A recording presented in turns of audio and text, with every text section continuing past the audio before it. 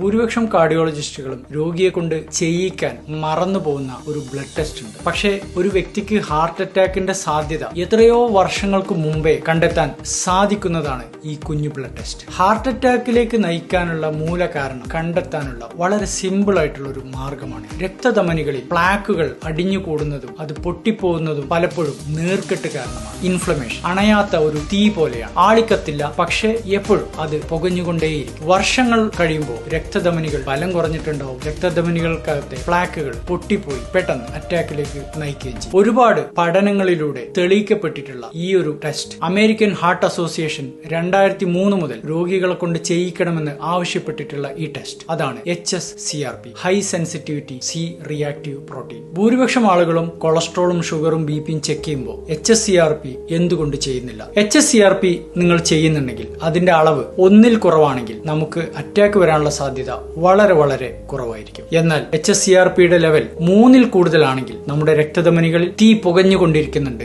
പതുക്കെ ആണെങ്കിലും അതിനകത്ത് ബ്ലോക്ക് വരാനുള്ള സാധ്യത തീർച്ചയായിട്ടും ഉണ്ട്. ഇനി HSCRP കൂടുന്നുണ്ടെങ്കിൽ അതിന് വല്ല ലക്ഷണങ്ങളും ഉണ്ടാവോ? ഇല്ല, പലപ്പോഴും ഉണ്ടാവില്ല. ആർക്കൊക്കെയാണ് HSCRP കൂടാനുള്ള സാധ്യതയുള്ളത്? ഉറക്കക്കുറവുള്ളവർക്ക്, അതുപോലെ തന്നെ അമിതമായി പഞ്ചസാര ഉപയോഗിക്കുന്നവർക്ക്, ഡയബറ്റീസ് ഉള്ളവർക്ക്, മെറ്റബോളിക് സിൻഡ്രോം ഉള്ളവർക്ക് എന്ന് വെച്ചാൽ കുടവയറുള്ളവർക്ക്, അതുപോലെ പുറമേ നിന്നുള്ള അൾട്രാ പ്രോസസ്ഡ് ഫുഡ് സ്ഥിരമായി കഴിക്കുന്നവർക്ക്, കോവിഡ് വന്നു പോയവർക്ക്, മാനസിക സംഘർഷം സ്ഥിരമായി അനുഭവിക്കുന്നവർക്ക്, അമിത വണ്ണമുള്ളവർക്ക്. ഇങ്ങനെയുള്ള വ്യക്തികളിൽ കൊളസ്ട്രോൾ നോർമൽ ആണെങ്കിൽ പോലും അവരുടെ രക്തധമനികളിൽ ബ്ലോക്ക് വരാനുള്ള സാധ്യത കുത്തനെ കൂടുകയാണ്. HSCRP ടെസ്റ്റിന്റെ ഏറ്റവും വലിയൊരു മെച്ചം എന്താന്ന് വെച്ചാൽ നമ്മളിൽ ഒരു വ്യക്തിക്ക് ഹാർട്ട് അറ്റാക്കിന്റെ റിസ്ക് ഉണ്ടെങ്കിൽ ആ റിസ്ക് റിവേഴ്സ് ചെയ്യുന്നത് നമുക്ക് ടെസ്റ്റിലൂടെ മനസ്സിലാക്കാൻ പറ്റും. എന്ന് വെച്ചാൽ HSCRP കുറയ്ക്കുകയാണെങ്കിൽ നമ്മുടെ ഹാർട്ട് അറ്റാക്കിന്റെ റിസ്ക് കുറയുന്നത് നമുക്ക് ടെസ്റ്റിലൂടെ തന്നെ മനസ്സിലാക്കാൻ പറ്റും. എങ്ങനെയാണ് HSCRP കുറയ്ക്കുക, അതല്ലെങ്കിൽ നീർക്കെട്ട് കുറയ്ക്കുക? ഒന്നാമത്, റെഗുലർ ആയിട്ട് നമ്മൾ എക്സർസൈസ് ചെയ്യുക. ഇതിനകത്ത് കാർഡിയോ എക്സർസൈസുകൾ ഉണ്ട്, അതുപോലെ തന്നെ വെയിറ്റ് ട്രെയിനിങ് എക്സർസൈസുകളും ഉൾപ്പെടുത്തണം. രണ്ടാമത്തത്,